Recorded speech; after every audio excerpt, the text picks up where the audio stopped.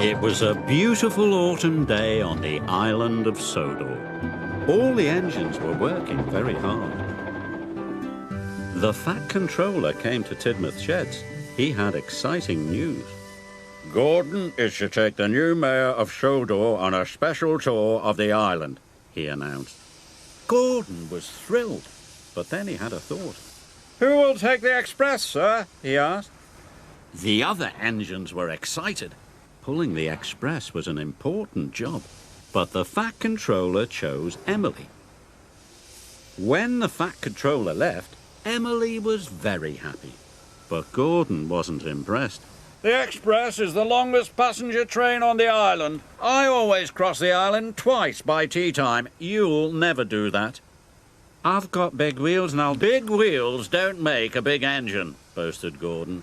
I'm going to be as good as Gordon, she said eagerly, and she steamed away as fast as she could. Emily puffed into Knapford Station. She was looking forward to taking the express, but it was very, very heavy. Bus, man, Buffett, she gasped as she slowly pulled out of the station, but she pulled away too soon and left the brake coach behind. Emily puffed with all her might. She was determined to be fast.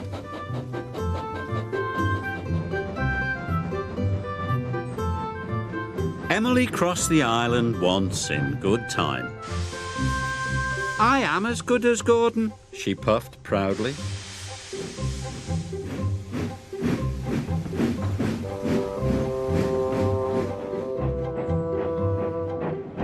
Emily had to wait for Edward at the crossing. Edward went as fast as he could, but it wasn't fast enough for Emily. Hurry up, slow coach, she cried, or you will make me late. Emily just steamed on.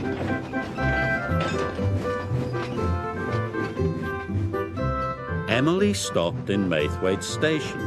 The express was a guaranteed connection with Bertie the bus, but Bertie hadn't arrived. He'd had a flat tyre and was running late. Emily tried to wait.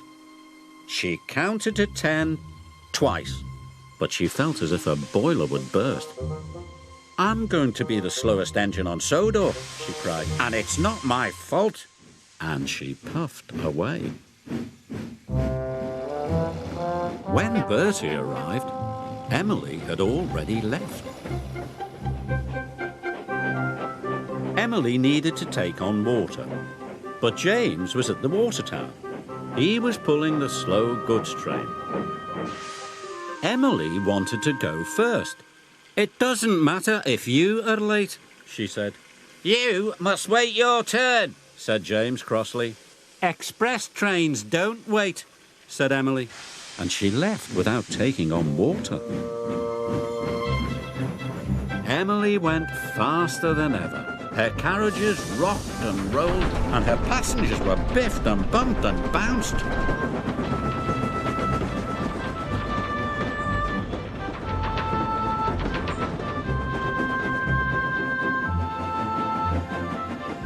Finally, Emily could see Brendam Docks up ahead.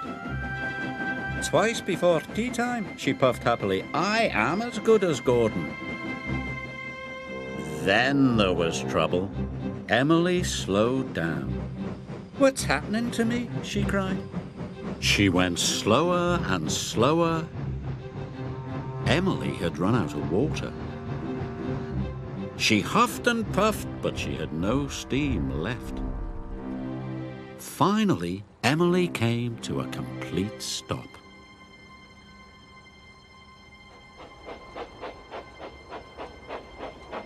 The Fat Controller arrived on board James. He was very cross. You should have waited, said the Fat Controller, and now you have caused confusion and delay. You left the brake coach, stranded Bertie's passengers, and bumped your carriages. You must learn to be more patient. Emily knew the Fat Controller was right. She felt very bad. I'm sorry, sir, she said sadly.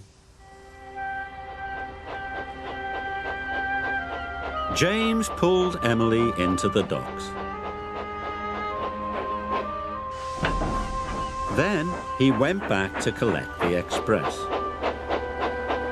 Now I need an engine to take the slow goods train, said the Fat Controller. Emily had an idea. May I take it, sir? She said, if I promise to go slowly. The slow goods train needs lots of patience, he said. Emily was pleased. She was determined to do a good job.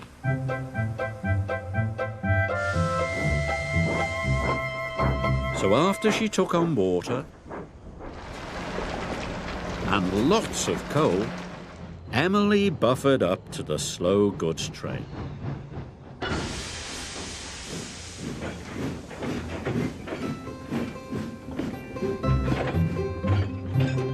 She stopped at all the right stations